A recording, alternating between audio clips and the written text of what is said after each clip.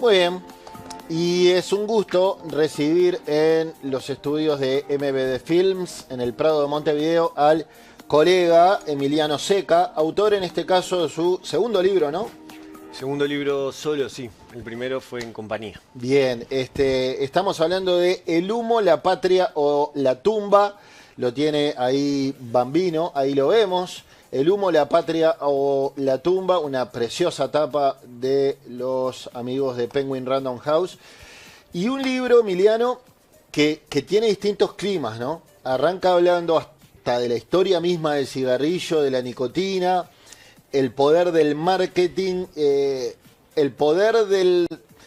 el furor que tuvo el cigarrillo y lo bien visto que era en cines, en películas, otrora, hasta después, bueno, en La Patria te metes de lleno, en donde creo pusiste el foco, dímelo tú, pero es en la campaña, la política antitabaco que lideró el gobierno uruguayo cuando el presidente era Tabaré Vázquez, y la tumba, que es cuando efectivamente ganamos ese juicio improbable, metemos ese batacazo, para hablar en términos futbolísticos, le ganamos a esa potencia económica que es Philip Morris y las moralejas que esto deja.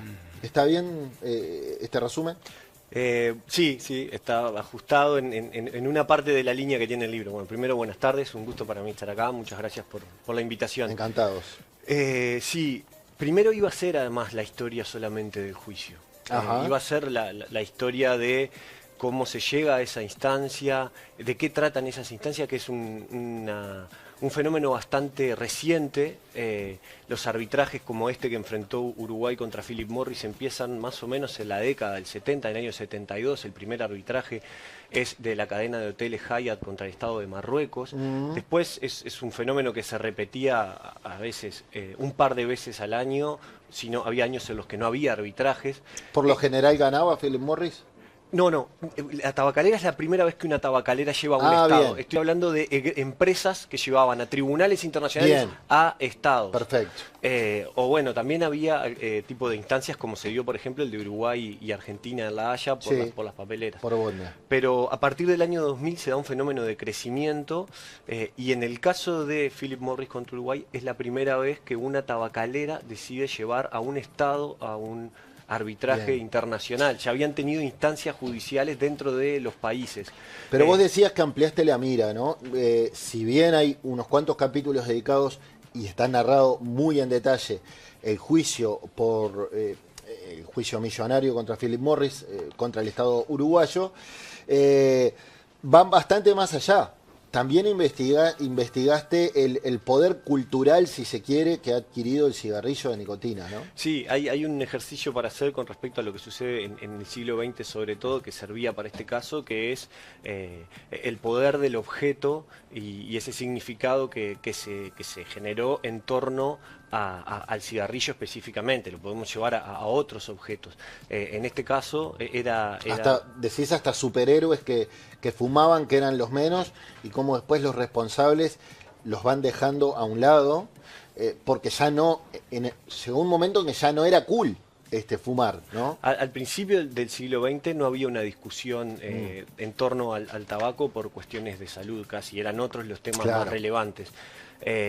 Algo que me sorprendió, hasta decís que había una creencia, una biblioteca que hasta era bueno.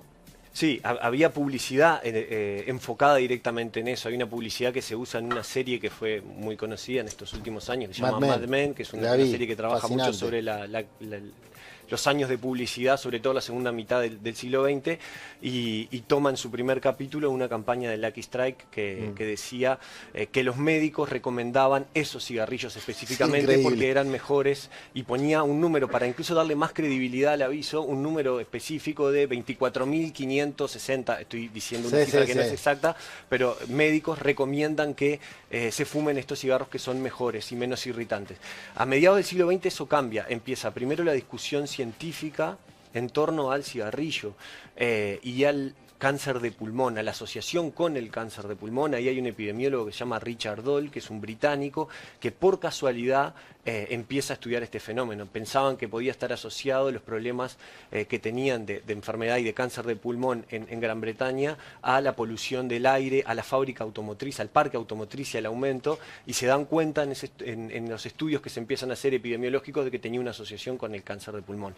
Entonces eso empieza a llevar el plano a otro punto de la discusión. En ese momento se había construido en el cine, también en la literatura, una relación con ese objeto, una representación con el objeto del cigarrillo que podía estar asociado a la felicidad, al amor, a otro tipo de cuestiones, y eso empieza a cambiar desde la discusión sanitaria y desde la discusión científica. También las tabacaleras habían desarrollado institutos para generar evidencia, o discutir la generación de evidencia cuando ven que este es un fenómeno que empieza a sonar y a llegar a organismos de salud internacionales. La OMS comienza también a meterse en este asunto a mediados de la década del 70, y hay una cuestión importante que es relevante para la historia del caso de Uruguay, que es que en Estados Unidos hay dos instancias judiciales muy importantes en torno a el cigarrillo y al humo de segunda mano, la exposición al humo de segunda mano, que es la primera medida que se toma con la política antitabaco, que es básicamente la prohibición de fumar en espacios cerrados. Claro. En la década del 90 se podía fumar en los aviones. Las que dieron la gran pelea en Estados Unidos en contra de fumar en los espacios cerrados fueron las azafatas. Sí. Y ganaron un juicio que fue un juicio, por supuesto, millonario, y eso con ese dinero crearon un fondo para financiar investigaciones científicas sobre la exposición al humo de segunda mano. De hecho, Uruguay utilizó plata del fondo de las azafatas que ganaron esos juicios en la década del 90. Después está la historia más conocida de Jeffrey Wigan, que trabajó para Bramman Williamson, que es una de las grandes tabacaleras de Estados Unidos, que era la filial de British American Tobacco. Esa empresa particularmente tuvo una disputa judicial. Hay una película muy conocida que se llama El Informante. Sí, claro. Bueno, esa película es la que cuenta una parte de esa historia. Russell Crowe y Al Pacino. Exactamente. Entonces, además, para los que somos periodistas, es una película, digamos, donde los principios periodísticos están bien allá arriba, el cuidar a la fuente, la reserva, bueno, en fin, muy vista en las clases de licenciatura en comunicación. Quiero poner el foco en la política antitabaco. Tú hablaste con protagonistas de un lado y del otro, con abogados que estuvieron detrás del juicio, y también con algún uruguayo que de hecho testificaba para Philip Morris. Y además, varios años después de haber terminado el juicio, reconstruiste toda esta imagen. ¿Qué sacaste en limpio? Porque acá se trató de una política de Estado. Ya podemos preguntar dentro de unos minutos qué tanto se ha mantenido y qué tanto hubo retrocesos, como algunos señalan. Pienso en Diego Rodríguez, que además tú lo mencionás en el libro, lo hemos tenido aquí. Es de los que entiende que hubo un claro retroceso con este gobierno en la política antitabaco. Ya voy a llegar a eso, pero ¿qué sacas en limpio respecto al juicio en sí y a la política antitabaco como un gol del Estado uruguayo? Bueno, sin dudas es un hito, no solo para Uruguay, sino para la política o las políticas antitabaco a escala mundial. Por eso mismo que decíamos al principio, por esta decisión de que una tabacalera decide llevar a un arbitraje internacional a un Estado por primera vez. Después, una cuestión que es interesante en esta historia es que si uno simplemente escucha los titulares o se queda con algunos momentos de la historia y al empezar a meterse, bueno, a veces nada es lo que parece ahí en la historia. Por ejemplo, Philip Morris no discutió la política antitabaco de Uruguay. Lo que discute y lo que lleva a juicio son dos medidas específicamente que entendían los perjudicaban comercialmente. Entendían que los perjudicaban comercialmente. Hay una medida que solamente aplica a Uruguay en el mundo, que es el requisito de la presentación única. Esto es básicamente que una marca no puede utilizar dentro de una misma familia, por ejemplo, podemos poner el ejemplo de Marlboro, que fue lo que pasó acá. Tenía distintos colores, antes tenía distintas presentaciones, estaban los light y había otro tipo de presentaciones, después pasó a tener solamente colores porque se prohibió el uso de términos como light porque decían que confundía al consumidor. Uruguay decide ir un paso más allá y dice, para mí todos son iguales, se pueden quedar con uno. Eso fue una medida que encendió la alarma de Philip Morris, porque era una medida que consideraba que iba a dañar su negocio. Claro, y entendían que se coartaba la libertad empresarial, ¿no? Sí, de hecho el daño que presentan, quieren un resarcimiento por la aplicación de esa medida y por el perjuicio que le generó en términos comerciales. La postura de Uruguay en el juicio, para simplificar un poco el asunto, es que toma esta decisión y estas medidas en defensa de la salud y la vida de su población. Entonces se transforma una discusión entre los intereses comerciales por un lado y la defensa de la vida por el otro. Como que discutían distintas cosas y a ver, decime si estoy interpretando bien, pero tras haber leído el libro, discutían distintas cosas y el tribunal arbitral dijo, bueno, libertad de la empresa o libertad comercial y por otro lado la defensa de la salud está por encima.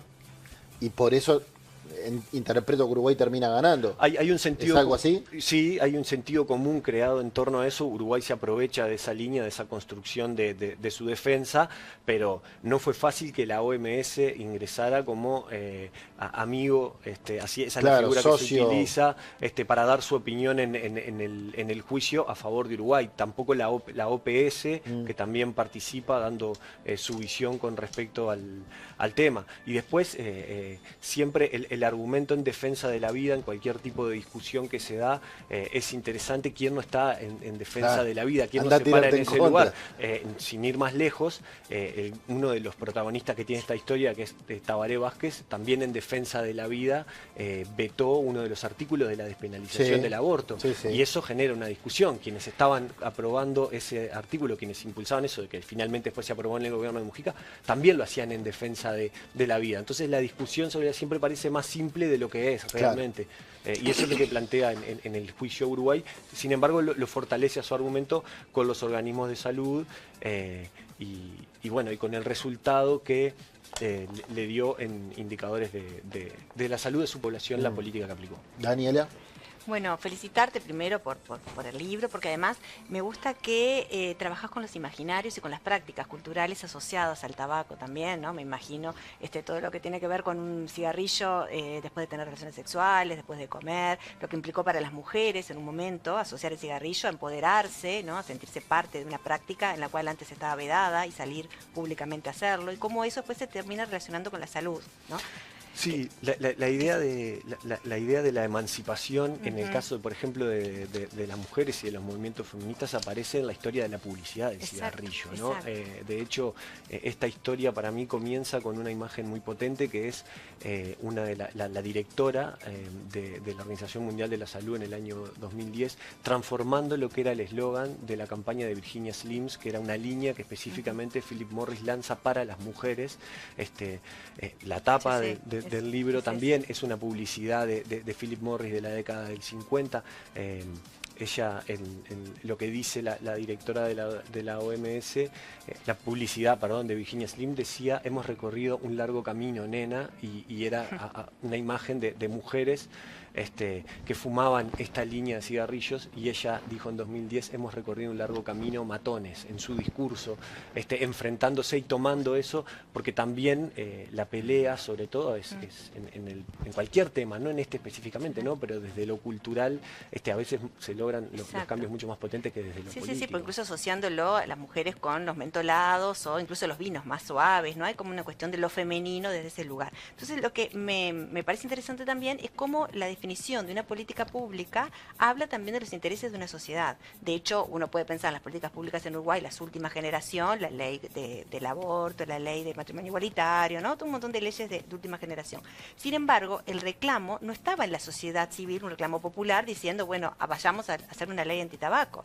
Esta ley vino de arriba, diríamos, fue una propuesta presidencial que tuvo una muy buena factura y tuvo muy buenas implicancias. Entonces, cómo a veces se lee cómo los sectores de la población civil organizada hacen reclamos, pero no todos los dolores, no todos los reclamos, no todas lo que uno vive como un problema puede llegar a tener después una política estatal, o puede llegar a tener recursos o pienso estratégico para acabarla. Entonces, eso me pareció muy curioso, como no era una demanda civil y sin embargo se transformó en una política pública. Y después transformó en una política pública, viene este gobierno y, por ejemplo, hace que los controles para tener dispositivos electrónicos bajen.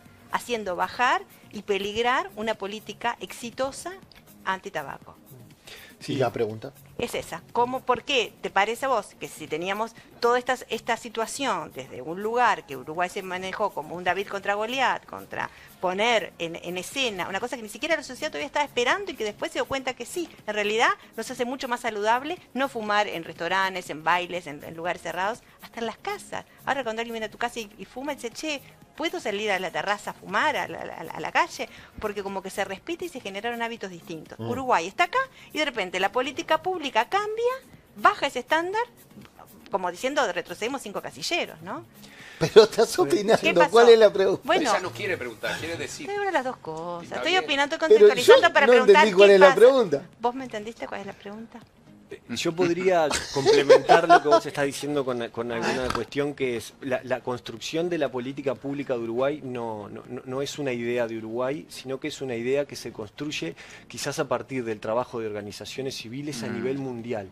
Había una discusión en los organismos más altos de la salud de Naciones Unidas sobre la política antitabaco a partir de lo que había pasado en esta década del 90 en Estados Unidos. Hay organizaciones de lobby muy importantes que las tabacaleras tuvieron durante todo el siglo XX y que se lo cerraron en Estados Unidos. De hecho, el Instituto de Lobby de las Tabacaleras era uno de los más grandes que existía en Washington hasta finales de la década del 90 y lo cerraron. Y las organizaciones de salud que estaban a favor de la creación de políticas antitabaco, crearon centros también pequeños, regionales de lobby para ir a las discusiones del convenio marco, por ejemplo. Acá hay una figura que aparece que es de la sociedad civil, que es un médico, un cardiólogo, que después lo vimos mucho tiempo en los medios, que es Eduardo Bianco, que durante muchos años batalló. Estuvo cerca de esa parte porque también el lobby tiene una connotación negativa, pero puede haber un lobby a favor de las tabacaleras y puede haber un lobby a favor de los grupos de salud. Claro. Quiénes son los buenos y quiénes son los malos ya es otra cuestión que no corresponde a la valoración esta de cómo se mueven estratégicamente los grupos. Entonces, acá sí lo que sucede es que internacionalmente se vota un convenio marco, ese convenio marco llega a Uruguay y sí hay una decisión política de ir en sentido de esas medidas, pero no es solo Uruguay el que va, no nace en Uruguay esta medida, sí tiene un liderazgo desde la política, claro, y después a partir de ahí se construye hacia la sociedad civil para que funcione, que eso sí sucede en Uruguay, la medida funciona. Después, lo que pueda suceder hoy con los cambios que son evidentes en algunas partes de la política antitabaco con respecto a las medidas que aprobó el gobierno anterior, ahí hay una línea de restricción que consideraba la administración anterior del Frente Amplio y que este gobierno tiene otra mirada probablemente del fenómeno sanitario que representa y de salud del cigarrillo, pero también de los fenómenos empresariales, también de esos intereses, y bueno, eso es pendular de quien ocupa el gobierno en un momento. No nos olvidemos, y vos lo ponés en el libro, cuando el presidente dijo, y sí, ¿quién me lo va a pedir? ¿Una fábrica de chicles? No, me lo pidió la tabacalera. Bueno, reconociendo que, digamos, por pedido de las tabacaleras se había cedido, y en todo caso, interpretando a Daniela, puedo hacerte la pregunta, ¿tú entendés que hubo un retroceso en la política antitabaco en Uruguay con este gobierno? Se modificaron las medidas que estaban en ese momento. Hay gente que entiende que eso es un retroceso. Si lo miramos simplemente desde las restricciones que existían, sí, se quitaron algunas restricciones. El asunto es... Y esto no es, lo digo sinceramente, no es algo que yo he estudiado el impacto en la salud del cigarrillo. O sea, hay organizaciones y hay personas que estudian eso específicamente. Evidentemente hay un cambio sí en la política que existía de la administración anterior. Se modificaron medidas que existían. Si eso después tiene un impacto en la salud, hay organizaciones que sí lo están denunciando, que hay intereses detrás de esto, que pelean por la flexibilización de esas medidas. Claro. Pero bueno, yo creo que se ha saldado la discusión sobre el daño que el fumar puede producir en la salud. Eso está saldado, no es una discusión. Eso ya no se discute. El tema es cómo se enfrenta esa política. De acuerdo. ¿No? Claro. Bambi. Sí, te quería preguntar si esta que pasó con Uruguay ha incentivado que otros países, se han unido otros países en la misma situación, con leyes antitabaco, o países que han cedido ante las tabacaleras.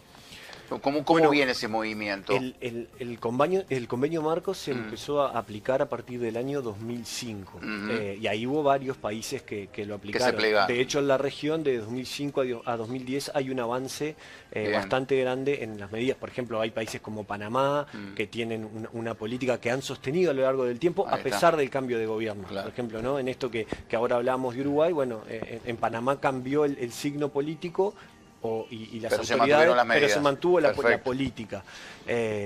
Después... ¿Cuesta o el mundo va hacia ahí? Y yo creo que hay una parte del mundo occidental que laudó, por ejemplo, esta discusión que no hace tanto tiempo que se laudó, que es la de los efectos de fumar en la salud. Esto es de fines de la década del 90, y en el mundo occidental hay medidas en este sentido, pero bueno, por ejemplo, el mayor productor, el mayor consumidor y el que más fábricas tiene de producción, o la producción más grande, incluso para consumo interno hoy, es China, por ejemplo. Mirá. Y en otros lugares las medidas y las políticas antitabaco son diferentes. Uruguay tiene una política que es restrictiva con respecto al tabaco, y tiene, como decíamos, una medida como la de la presentación única, que es una medida que solo Uruguay aplica en el mundo. No hay cero publicidad, además. Por eso. Primero, felicitaciones también por la idea y porque además, en base a tus respuestas, veo que... Yo no leí el libro, no lo tuve, pero veo que hay un trabajo profesional sobre el tema, independiente en ese sentido. Yo en Uruguay veo que cada vez menos justamente la gente fuma y cada vez son más restrictivas, no veo ningún cambio de nada. Internacionalmente veo inclusive cambios. Quieren prohibir en algunos lugares fumar en la playa. O sea, hay lugares donde inclusive esto cada vez... Yo soy de la época donde toco la guitarra y yo volví a mi casa lleno de humo hasta la guitarra. Eso inclusive me perjudicó y yo nunca fumé. Eso me perjudicó. Quiere decir que yo soy de los que me parece excelente. Exactamente. Pero vos entendés que no hubo restricciones. Ahora, no, pero hubo restricciones, pero la gente ya está tan concientizada que está mal fumar. Que yo no veo que se haya liberado. Yo te diría que fue peor la apertura de la marihuana que el tema tabaco. O sea, mucho peor. Pero bueno, pero eso son cosas. Pero eso es una discusión de política partidaria, que cada uno tira para su lugarcito, y eso yo no es el lugar que me quiero meter. No es partidaria, sí, es partidaria. Pero bueno, no importa. Lo que te hago una pregunta, porque en aquel momento de juicio, me acuerdo cuando pasamos al gobierno de Mujica, se decía de cualquier cosa, y capaz que en el libro vos me lo podés, porque se hablaba de millones de dólares, de miles de millones de dólares, tanto que Mujica quiso flexibilizar el tema de la exposición de las cajas, porque dijo, vos me podrás decir, no, mirá, eso no era así, pero recuerdo perfectamente que dijo, no, pero si nosotros ponemos en realidad la mitad de la caja, estamos siendo flexibles y en ese sentido podemos eliminar la posibilidad de un juicio. ¿Qué de cierto o qué no de cierto tenía ese aspecto? Bueno, la otra medida que Philip Morris cuestiona en el juicio, que pide también en parte del resarcimiento, es el aumento del 50 al 80% de las advertencias en las cajas. Ahí también, cuando uno empieza a hilar más fino en la historia, entiende que Philip Morris denuncia estratégicamente al gobierno de Tabaré Vázquez 10 días antes de que deje el gobierno Vázquez, y a partir de que denuncia a Vázquez se sienta a negociar con Mujica. Eso genera una tensión interna política entre Mujica y Vázquez durante el primer año. Una idea era... Vázquez quería seguir con el juicio, sin duda, quería ir hasta las últimas consecuencias en esto. Mujica estaba dispuesto, o por lo menos parte de su entorno dispuesto a negociar. Ahí me lo cuenta. Recuerdo perfecto eso, por eso te lo preguntaba. Me lo cuenta Mujica, pero también hay una charla, por ejemplo, frente a Anchorena. Vázquez estaba de pesca, Mujica se junta, hablan de este tema y acuerdan ir para adelante. Ese año fue un tema de la interna. Si flexibilizaban algunas medidas, si se negociaba con la empresa y no se iba a juicio, pero la cuestión de la cifra obviamente era intimidante para Uruguay, porque era la primera experiencia en un arbitraje internacional, y sin embargo la cifra no era tan grande. La cifra del juicio eran 26 millones de dólares. Se hablaba de 1.500 millones de dólares, recuerdo perfecto, por eso es que yo quería que lo dijera. Sí, por ejemplo, pero ahí en ese momento, y esto es una... la intencionalidad de Claro. quién circula el valor de la cifra de lo que el juicio podía costar, también sirve para intimidar a los gobiernos. Claro. Los abogados de Uruguay, el juicio, los paga Michael Bloomberg. Mira. Porque también tiene su fundación que impulsa las políticas anti-tabaco, Tobacco Free Kids, la Fundación Bloomberg en sí misma, apoyaron y con dinero al gobierno de Uruguay. Sin embargo, la simetría era muy clara, no era fácil seguir adelante. Hay un acto que para algunos puede ser de valentía, para otros podría ser Irresponsabilidad, capaz. de responsabilidad. Bueno, Claro. la historia le termina Sí. y poniendo a las personas que tomaron sus decisiones y los riesgos en En un el lugar y los dejan en los lugares que están. Pero sí es cierto que decidieron ir hacia adelante en un juicio que no era fácil y que sobre todo lo que estaba en juego ahí, que es importante en este tiempo y que para mí es uno de los grandes temas, y no es el tema que está por detrás de esto, es la soberanía. La soberanía de los estados a decidir su política pública, en este caso una política de salud pública, pero lo vemos en otras áreas hoy en discusión. Ahí hay una decisión política firme de quienes estaban en ese momento de defender la soberanía del Estado para actuar en función de lo que creía que era mejor para su población. De hecho, Uruguay se agarra de eso, ¿no? De Sí, la soberanía. Claro, la soberanía era el tema que está detrás de esto. Ya después, no, en los arbitrajes internacionales, en este tiempo es el fenómeno Presentó Clínica discusión. Hatter. ¿Eh? Me Nada. imagino que es arriba. Lo hicieron llegar. No se notó. Ah, no pasó nada. Entonces, No, eso, decía que la soberanía es el gran tema en discusión de este tiempo quizás, y que los arbitrajes son un gran ejemplo de eso y una gran puerta de entrada para poder entender qué es lo que se discute y por qué se discute ahí. bien. ¿Entendés que ahora ya ha pasado el tiempo desde que se ganó el juicio, que llevó unos 5 o 6 años, ¿no? Claro, el juicio en sí dura 5 años. Porque 2005-2010. 2010 a 2015. Ah, está bien. Sí, la política se empieza a aplicar en 2005, en 2010 es la denuncia, en febrero. Está bien, de ahí mi y- confusión. La política con el gobierno de Vázquez, el juicio ya en gobierno de Mujica. La pregunta es, ¿crees que, retomo lo que decía Antonio, se creó acá una política de Estado más allá de algún eventual retroceso de este gobierno, alguna cierta flexibilización, pero no se cambió lo macro, lo más importante? Por ejemplo, hoy sería impensado entrar y prender un pucho en Totalmente. no sé, en una empresa pública. en un lugar cerrado. Es impensado, en cualquier lugar cerrado. Hasta en un medio de comunicación. Cuando yo empecé No. en el diario El País, se fumaba en la redacción. Claro. Cuando era compañero de tu amigo En Joel. la- en la Y hoy es radio. en la radio, en todos lados, ¿no? Vemos películas Este, con gente fumando y nos parece raro. Claro. Exacto. Me da la impresión que en eso sí hay una política de Estado clara, amén de alguna flexibilización menor, digamos, más reconociéndole ciertos derechos a la empresa, pero a la industria, pero no en lo importante. Ahí no hay una marcha atrás. ¿O sí? No sé, yo creo ahí que ahí hay una batalla ganada desde el punto de vista que decía Daniela, que es el cultural, ¿no? Se ganó desde ese lugar, entonces la política de Estado en este caso sería ya muy antipático, si se quiere, cambiar la posibilidad de que se pueda fumar en espacios cerrados, ¿no? Claro. Permitir que se vuelva a fumar en espacios cerrados parece impensado, pero eso es porque culturalmente, como decía ella, ya se ganó a partir Sí, de la sí, política, sí. ¿no? Esta es la política transformando, en ese caso, una cuestión. Y el mundo va por ahí también, creo. Bueno, una parte del mundo occidental sí, Sí, tampoco claro. son todos los países, No hay son todos. muchos países que están, pero hace muy poco fue la conferencia de las partes en febrero, donde se habla del convenio marco, y hay países que tienen políticas y que están en la línea de Uruguay, otros países que mantienen una neutralidad y otros países que todavía defienden Ajá. el tabaco, bueno, sobre todo en Centroamérica, algunos países. Después uno, si viaja, tiene la oportunidad de ir a otros lugares, va a ver que hay imágenes que para nosotros son muy comunes, ¿no? Quizás no vemos tanta gente fumando incluso en los bares, Es lo ¿no? que digo. No, Y, no, y no. uno Es lo va, que digo. y uno va a España y Es lo ve que gente fumando muchísimo más que en Sí. Uruguay Y esas o en prácticas otros lugares. que han cambiado, por ejemplo, también hay que relacionarlo con hace siglos la Iglesia dominaba el tema de la salud, ¿no? Antes de morir alguien, en vez de llamar, el cambio fue cuando alguien iba a morir, llamaba al cura, ¿no? Para legar su testamento, para estar con paz al alma. Después empezó a llamar al médico, ¿no? Porque en realidad no quería morir.